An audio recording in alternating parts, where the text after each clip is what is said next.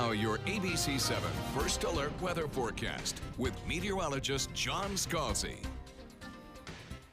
Let me take you hour by hour through the day and see what we have here. A 20% chance of showers as we head into the 9 o'clock period. Not much of a chance of rainfall then. As we head into the noontime hour, that rain chance goes up to about 50%.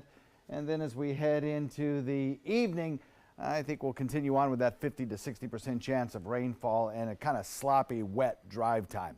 Forecast shaping up like this. Currently, rainfall is at a minimum, just not a big chance for rainfall today, this morning rather, but later on today we'll see more of those showers from the south begin to move into our area with a little daytime heating.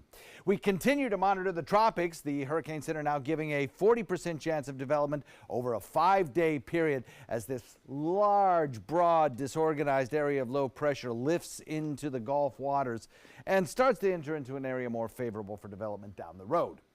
The forecast, I think, calls for high pressure to kind of try and build in and then retreat. As it builds in, it provides us with slightly lesser rain chances tomorrow. You'll have a lot more sunshine around tomorrow, a chance to dry out. Low pressure lifts up to the central Gulf waters, I think, with time, and perhaps develops as we head into the later part of the work week, and it closes in on parts of, I would think, north Gulf Coast. Heavy rains possible for today at times, similar to yesterday. Some drying tomorrow. And then, unfortunately, for the holiday weekend, it does look like it's going to be a wet period. In fact, it looks like we could have some heavy rain, even excessive rain around over the holiday weekend. That could lead to some localized flooding. Don't be surprised to see some flood watches issued later in the week. Spaghetti plot of this system, they are starting to be produced now because it has been designated an Invest 90L, the first one, L meaning Atlantic, so it's an invest in the Atlantic Basin, and the Hurricane Center will start collecting data, running suites of specialized models on it to hone the forecast for their forecast team's use.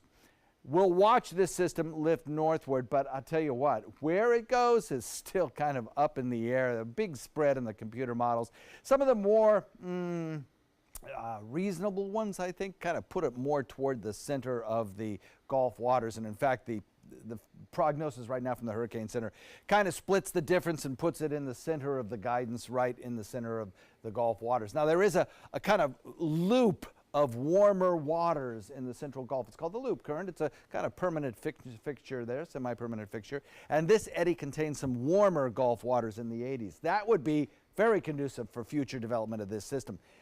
Around our coastline, the water temperatures are a lot less, so we'd have less chance of seeing development.